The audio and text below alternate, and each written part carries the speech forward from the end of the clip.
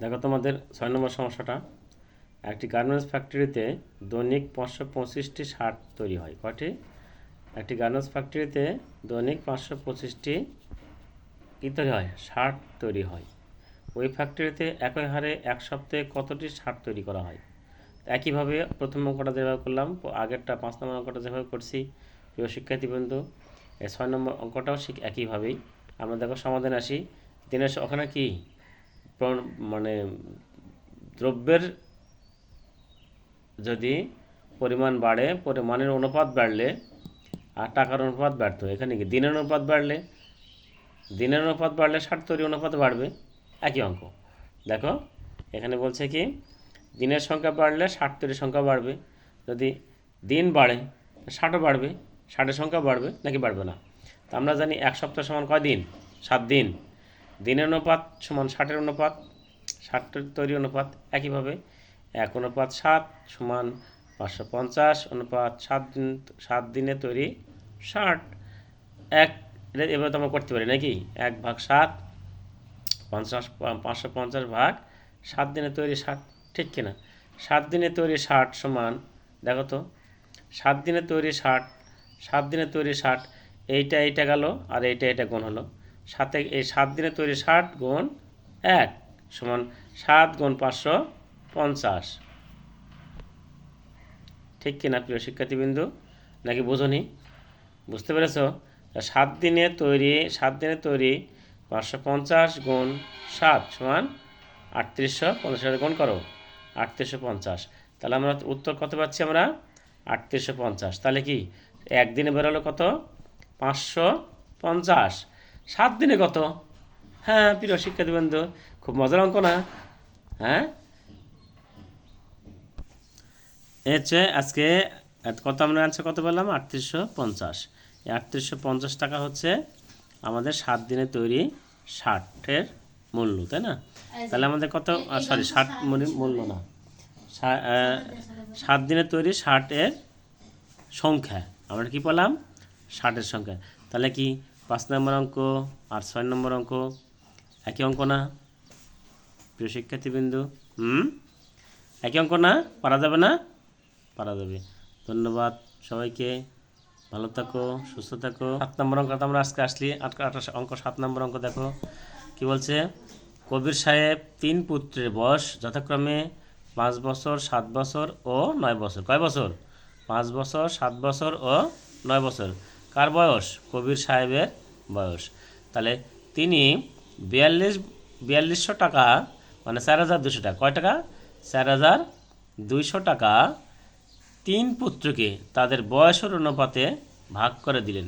কে কত টাকা পাবেন? দেখা যাচ্ছে কে কত টাকা পাবেন বয়সের অনুপাতে। যদি তাহলে কি বলছে, কবির সাহেব প্রথম পুত্র 5 বছর, তার 5 বছর হলে প্রথম পুত্র 5 বছর হয়?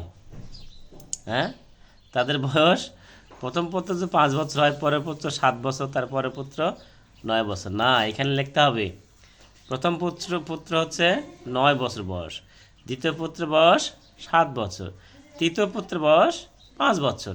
তাহলে কবির সাহেব বয়স অনুপাতে তাহলে যা টাকা হবে তার 5 গুণ পাবে তৃতীয় পুত্র, তার দ্বিতীয় পুত্র পাবে 7 গুণ, তৃতীয় পুত্র পাবে কত?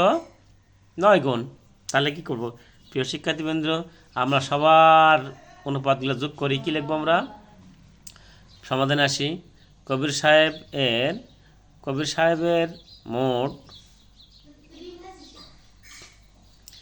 সাহেবের মোট পরিমাণ, টাকার পরিমাণ কত? 4200 টাকা দেওয়া আছে, এটা দেওয়া আছে না?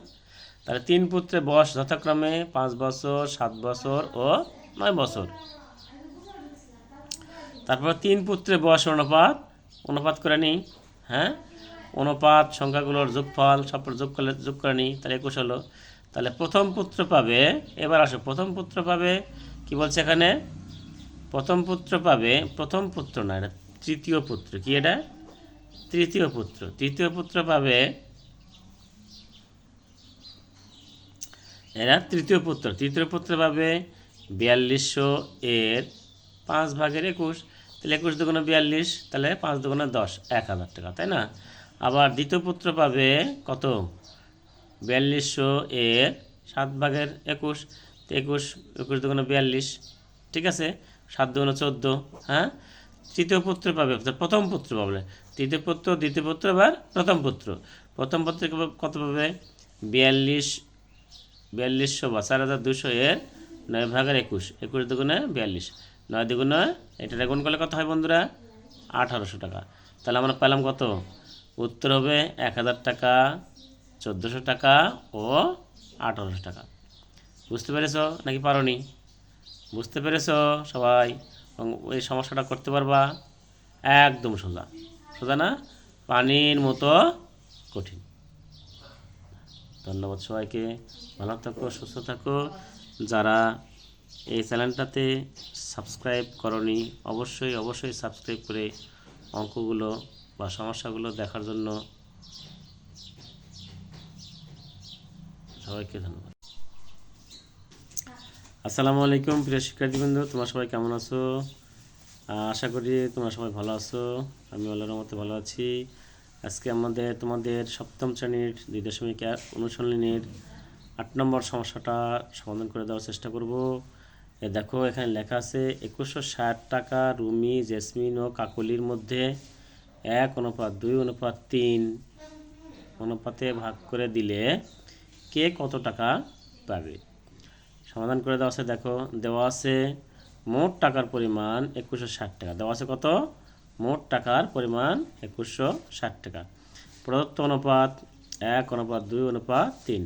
তাহলে 1:2:3 একদম সোজা অনুপাত সংখ্যাগুলোর যোগফল, 1+2+3 সমান কত হয়? 6।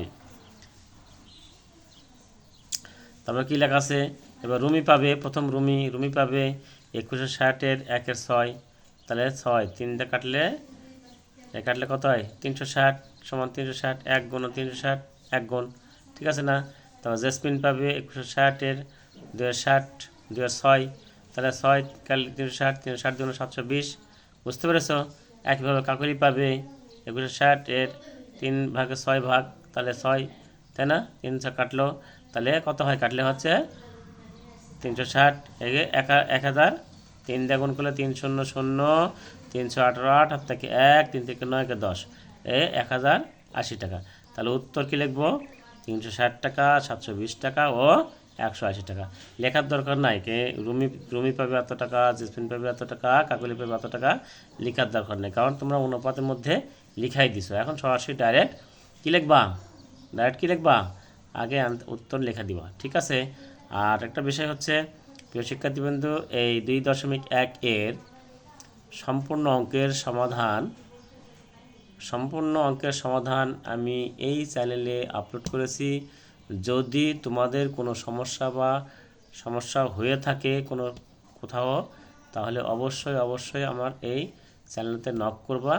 আমি অবশ্যই তোমাদের সমাধান করে দেওয়ার চেষ্টা করব। আবারও এই ক্লাস, যে অঙ্কটা বুঝতে পারোনি সেই অঙ্কটাতে আমি আবার ক্লাস নিয়ে আবার তোমাদেরকে বোঝা দেওয়ার চেষ্টা করব। সবাই ভালো থাকো, সুস্থ থাকো, আল্লাহ হাফেজ।